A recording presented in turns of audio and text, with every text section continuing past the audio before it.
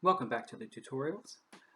In the previous tutorials, we finally were able to set up our delete button, so we can now delete items from our inventory. But you don't want to just be able to do that. Obviously, there are some items in these types of games that you want to keep. So we need a place to store them. So for the next few tutorials, we're going to be working on creating an inventory chest for Bob. And I think we're going to store that chest in Bob's own room. So, before we actually start in with the inventory chest itself, I want to start organizing these external events, right? You've seen the benefits of using groupings here in terms of even just being able to copy and paste. But the more organized you are with these, the easier it's going to be to copy and paste the external events that you need between different scenes and different external layouts. So I just created four groupings here, and I'm going to move one up here and change this one to inventory EEs, and I'm going to move all of our inventory ones underneath here. We got two more, right? Yep. There we go. And I'm going to move one up here and call it Kingdom Room EEs, and we'll move the two underneath here, and I'm going to call this one Bob's EEs, and it's likely we're going to add to Bob's EEs. Actually, we'll have more than just one. And for this last one, I'm going to call it Chest Inventory EEs, and I'm going to move it up to the top because we're going to be working on that one now. Alright, so now we've got some organization here, let's bring in the objects that we're going to be using. So we need to bring in two objects. First one is going to be a chest container, and again I just basically in Paint 3D made a blue version of the regular inventory container that we use. It's fine. Okay, we'll hit apply. And I also want to bring in a delete button for our inventory chest. So we're going to call this one button C delete for chest. And again, that button is just blue, so everything stays sort of the same here. Buttons, there we go. Alright, hit OK, apply, and now let's make these global objects. Again, I know kind of seems like we're making everything global here, but that's because we're doing the background work of our program. When you start doing actual like storyboarding of the game, they'll have a lot more local and scene specific objects and things. Alright, so let's take a look at our basic Kingdom Room code here for a second, and we're going to have to start thinking about whether or not we need to make a new inventory or chest inventory external event, or piggyback off of ones that we have here already. We're going to have to create the actual chest screen, right? So we're going to be utilizing this inventory creation code that we have here. And I think it's a good idea that we continue to just initially make all of our menus in this specific one, this specific external event. So I'm going to copy and paste this inventory screen creation grouping, and I'm going to change this top one here to chest inventory screen creation. And we don't need all of this for right now. We will need this actually, but we don't need it for right now. So let's see what we do need here. In order to bring the chest container up, we're going to need our coordinates for these items. So let's go ahead and do that. Let's go to our global variables here. And we're creating our menus in our menu global variable structure. So let's add another one here and call this one chest container. And we're going to need 3 child variables off of that. So let's see here. We need 1, 2, 3. This first one is going to be for the position X of the container, then the position Y, and we're going to need a delete button one here. So we've called this one btn delete in the inventory container. So let's call this one btn c delete in our chest container. And let's add 2 child variables off of that btn c delete. And those are, of course, position X and position Y. And while we're in here, we can go ahead and code these or hard code them in to our variables by just thinking about where do we want the inventory, the chest inventory, to pop up on the screen. I'm thinking since this one is all the way to the left, we'll mirror that and place it all the way to the right, because the user is going to have to be able to see both at the same time. So we can do that easily enough. The Y position is just 0 because our object is the length of our screen.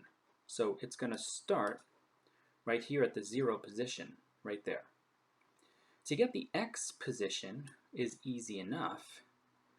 We need to simply take the width of our screen, which is 800. Remember, our game screen is 800 by 600. And you need to minus the width of your object, which in this case for us is 370. And that equals 430. So that's going to be our starting X position, is 430. Now, we can actually just steal our previous coordinates for our other inventory button and use those. Because remember, these are actually the offsets. The starting position is the inventory container. These are the offset values. So we've got 75 and 472 here. Let's go ahead and steal those. And let's hit apply. All right. Now, before we go into this code and start making the changes, I just want to show you, in case you forget the width or height of your objects, you can always double-click them. Click Edit with Pascal, which, by the way, is a nice program. It is certainly capable of making a game directly through that program. And then what you can do is you can actually click this Resize button here, and it'll show you, here's the width of your object and the height of your object. Okay? All right. So let's cancel out. Let's go into our inventory creation here. And let's start making some changes.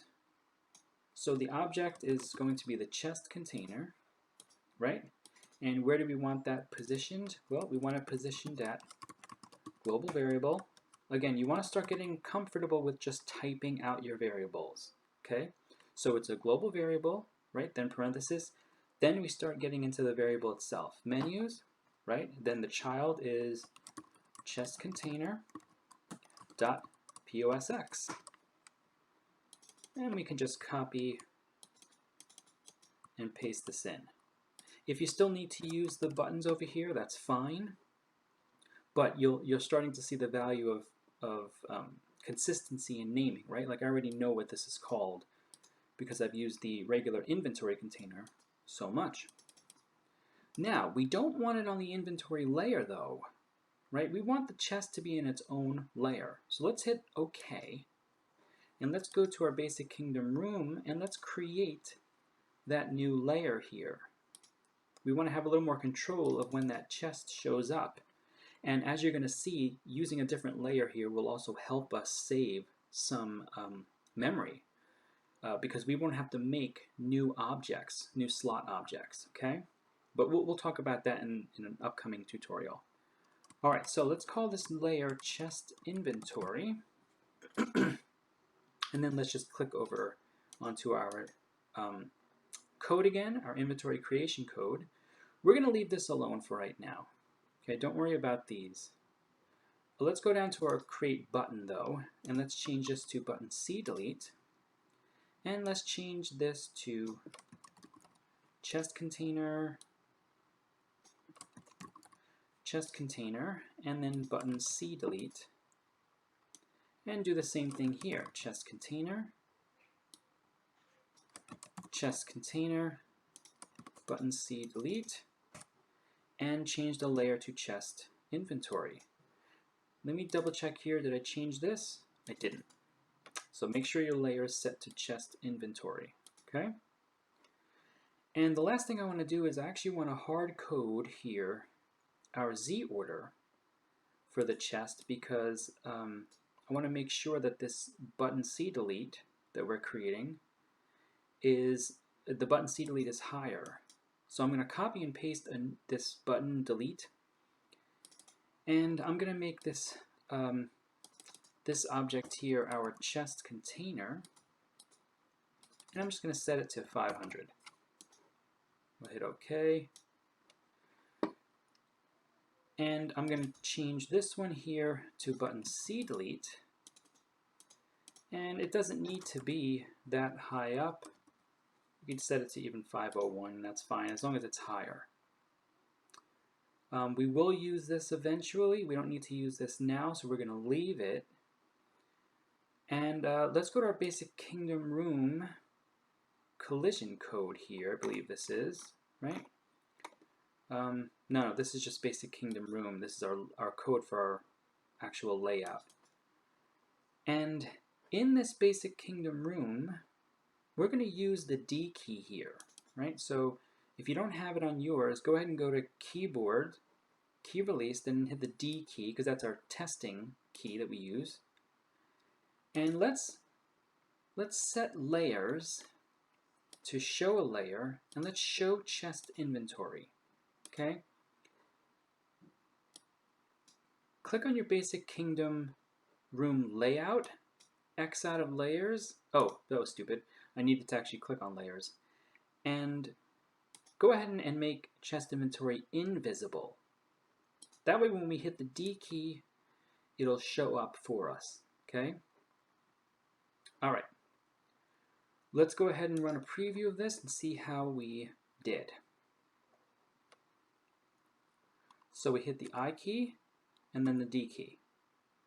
Look at that, there it is. All right.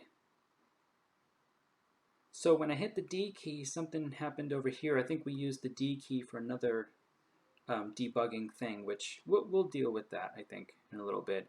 Actually, it might be easy to just find it right now. I think it's an inventory manager. We might have used it.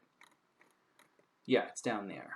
So let's go ahead and I'm going to delete this. I'm going to keep the D key as released here for debugging purposes, and I'm going to click that and delete it. Now when we bring up our inventory chest and our inventory, it won't mess with our inventory. There we go. All right, next time we're going to work on functionality with our buttons and creating our slots over here.